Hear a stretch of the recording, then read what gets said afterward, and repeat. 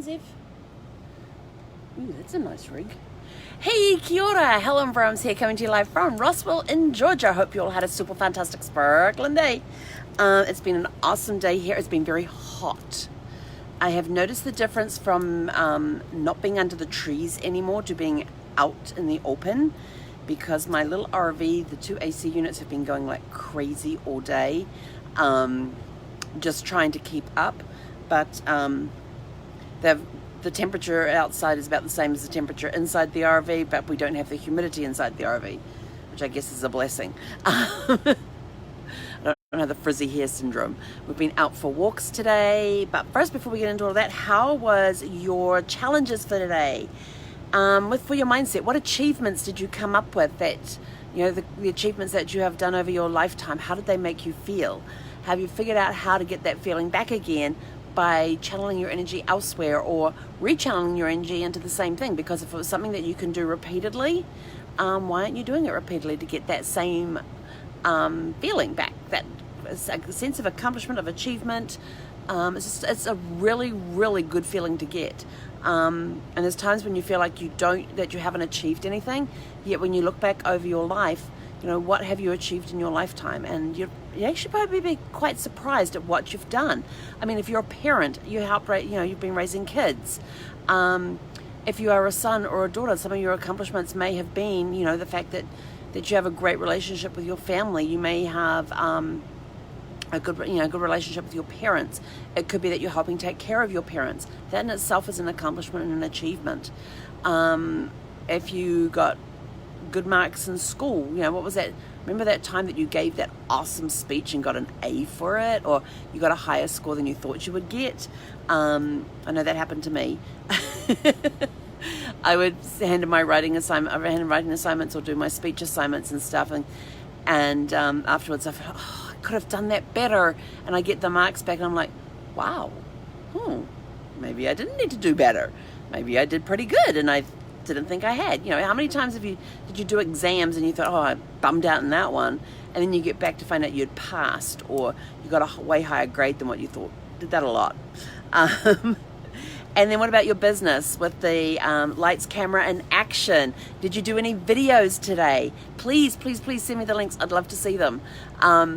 Did you? Yeah, I'm here doing my videos as usual, so I'm definitely doing that one every day. But did you take the advice this morning and go find some frequently asked questions about your business and do a 1 to 2 minute and did one video per question, and come up with a 2 to 3 minute video that you were able to do without, you didn't have to get dressed up. I mean, no makeup for 4 years on this face. Almost 4 years, not quite 4 years. Makeup free. You're just you. Just be you. That's the best advice I can give you on that one. Fun. Tune It Up Tuesdays was all about the 80s. Oh my gosh, we were we weren't exactly blasting, because I think the guy in the RV next door to me, I think he works at nights, because I hear him get in his truck like around 10 o'clock at night, and off he goes, and then I don't hear him come back in, but when I come out in the morning, his truck's there. So I'm not sure if he's a night worker or not,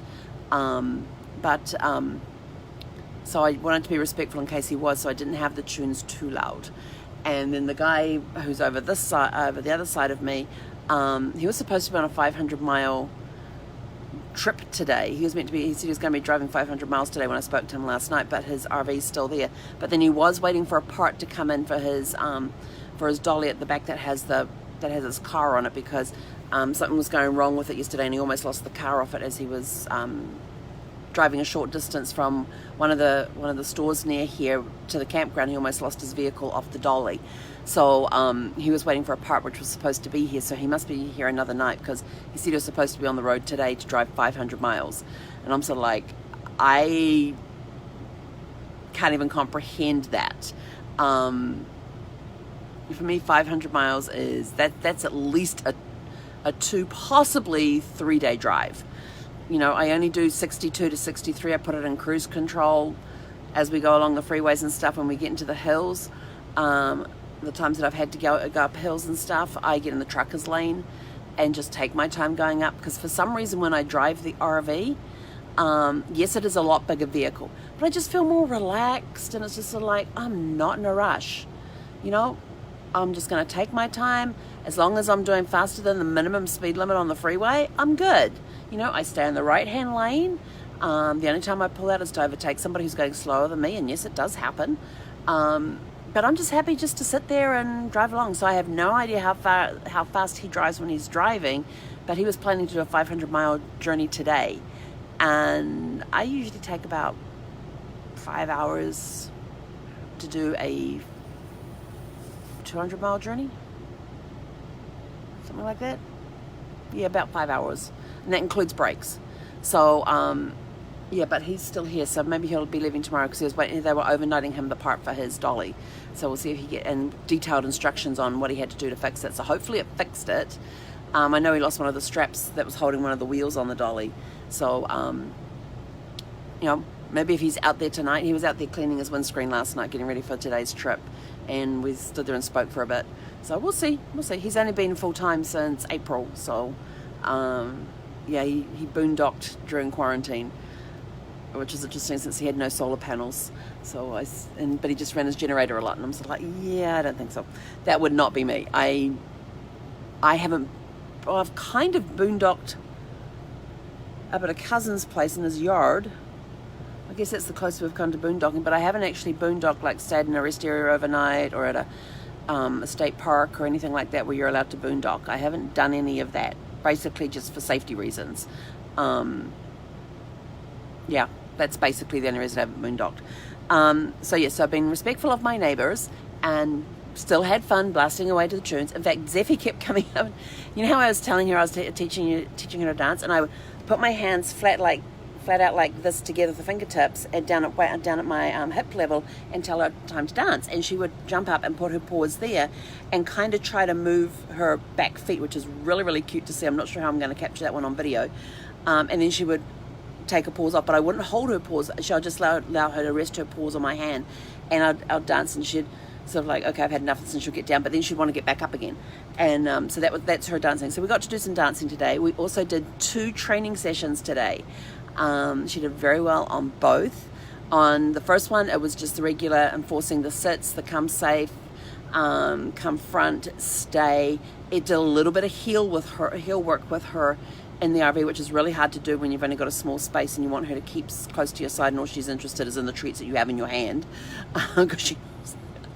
So that one, I'm probably going to have to take that one outside when we do our evening walk or something and work on her with that, but there's way too many distractions outside. And then later that afternoon, I put 3 of her toys out. I had one of her squeaky toys out, her ball and her chew bone, and I had them sitting there, and I'd name each of them several times, and then I'd go touch a toy and point to it, and so she would put her paw on it and she'd get a treat. And I'd go touch the ball, and I'd point to the ball, and she'd nose it. As long as she touches it with her nose or with her paw, she got a treat. So she actually did. She ended up doing pretty well. And then she was trying to anticipate, which was really funny because I'd get the treats in my hand. And she's like, oh, she's gonna give me a treat. And so then she's like pouring and nosing all of them at once, trying to, now which one do I get a treat for? So like, no, you gotta wait. So sometimes her impatience gets ahead of her. So I'm trying to teach her to be patient and wait for the command before she does anything. So it's kind of fun. And I've learned that I have to break up routine. So I can't have her do a sit, a shake, and a high five, and then a down, because she'll just go through all the motions and go down and just look and go, okay, I've done it all, now what? So I try to break it up a little bit. Like, I've got to have her to sit in order to shake and high five and all of that. But yeah, that's a little hard to get her to predict that. But I do have her come front. When she comes front, I then have her shake, or I have a high five, and then I tell her to stay, and then I'll go off. So I try and mix it up as much as I can. So we got some training done for her. I did some training on the computer today on a new system. So that was kind of cool. Did some fine tuning on yourfamilytreedetective.com. So the website is now up and running. I did some fine tuning today. I hope it worked. But if you want to go check it out, yourfamilytreedetective.com, let me know what you think. I would greatly appreciate any feedback on that. I think I got all the links up there now. So there's a subscription link to go to the do-it-yourself research page. Actually, I might do a page with that and put the link in that page. Then there's the Heritage Tour, so you click on that and it takes you into the footsteps of your ancestors. And then there's the 2 packages that are currently discounted, but I'm probably only going to do that till around the 15th of June, and then we'll put everything back to normal price. And there's still one more package to be added. I just have to figure it out. But yeah, so I got some great stuff done today. I think the highlight of my day was having fun with Zeffie, just doing the training with her, and that was my great accomplishment today, was doing the training sessions with Zeffie and seeing her eager to please, trying to learn at the same time eager to please, because she just wanted the treats. She would do just about anything to get the treats, and if she didn't do it and didn't get the treats, she'd sort of like look at you like, oh, what did I do wrong? And so we would go through the process again, and then when she finally got it, she'd sort of like automatically do it in anticipation, and I go, no. So we've still got a long ways to go, but we built in 2 10-minute training sessions with her every day into the calendar this week, and I'm gonna start doing that. So I started in June. I've got to get regular with her training because I haven't been very regular with it. Just doing it like 3 or 4 times a week instead of a daily thing, at least 10 minutes a day. So she's now going to get 2 training sessions, one in the morning, one in the afternoon, for 10 minutes each day. And we'll see how that goes. Even on travel days, she will get some training in as well. But she's really good. After both training sessions, she went into her crate. When I said we were done, she just like look at me, put her head down, walk into her crate and lay down. And stay there. Although when I did go and take a nap earlier, she did come and jump up on the bed with me for a little bit. But it was so hot back there. I mean, it was like 84 degrees in the bedroom, even though the AC was on. And the AC is supposedly supposed to keep the RV up to 20 degrees cooler than outside. Yet my AC, when I looked at the temperature outside and I looked at what the temperatures were inside, where there's basically the same temperature outside as it is inside the RV, just without the humidity in here. And I've got the cold air coming out of the air conditionings, but I'm concerned because my second one is brand new. It was only put in September, so it's still under warranty and everything, and it doesn't seem to be working as well as efficiently as it should. And I did everything the guy told me to do, and when he put the new unit in, he says, you've got to close off the vents, the little vents. So those, hang on, let's see if I can show you. So those little circles up there, he says close them off because the piping that goes through to there's only about this much space between that and the roof, and the air in the piping and the ductwork gets hot. And so now you're cooling down the ductwork. Whereas if you leave the slides open on that big square piece there, you can see the fins open. He said you just have the air pouring down through that and not out through the vents. The unfortunate thing is that, and yes, I do have those vents there open, is this one here is the one that's meant to be for the bedroom. And so to get the air in there, I've closed off the 2 side vents, opened this one. I have this one open as well. And in the bedroom here, God, trust me, you can feel the heat difference coming in. I have these 2 open to try and get the airflow in here, because there's my air conditioning unit for back here, and here's my temperature guide. So this here's for the thermostat. See, look, zone 1, which is down the front, is currently at 82, and zone 2, which is the bedroom, is at 86. And this is the thermostat for here in the bedroom, the temperature sensor. And so get this. I love that saying. Here's the temperature sensor here, and look what's directly above it. So this air from here is going kind of down the hallway there, but it hits here and it comes down and hits this. So this is actually reading cooler for the AC unit that's over there. So it's kind of interesting when you, oh, this is a good spot to say, because look where I'm standing. I've got these vents open and they're directed to the bedroom, so I'm trying to get that cold air to go into the bedroom. But I know that once the sun fully gets down and the night starts to cool down, that these will really, really kick in, and it will cool the bedroom down nicely. But just walking down that hall behind me from here past the shower, as soon as I get walking past the shower there, the bathroom area, you can feel the heat coming out of the bedroom. So I have to find a way to, and I've even got a fan in the bedroom that goes basically 24/7, except for when I'm driving. But when I'm parked, that fan is constantly going, just to help move the air around in there.